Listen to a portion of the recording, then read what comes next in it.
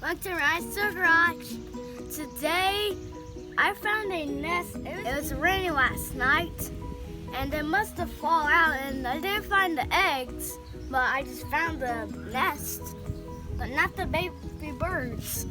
Must have hatched or died. I hope they're okay. But look at the details of it. It's some mud and weeds or whatever that is. I don't know. Straw? Now tell me this. It's plastic. Plastic or what? That's plastic. And this is what they use. Yep. The details. You can even pick it up. I'm gonna hold it from the sides real tight. Go ahead. Right here?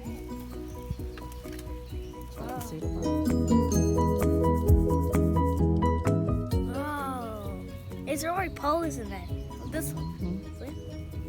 Yeah. It's so cool. Make sure I don't break it. But today we're gonna keep it, but we're gonna put it in the garage somewhere. We won't lose it. Mm-hmm. Well, what's this? Is this straw too? It's kind of like a straw. Yes, lots of different stuff. Yeah. And there's no wires right here. Ooh, I'm distracted. I wonder You what. have to get a glass container to put it in.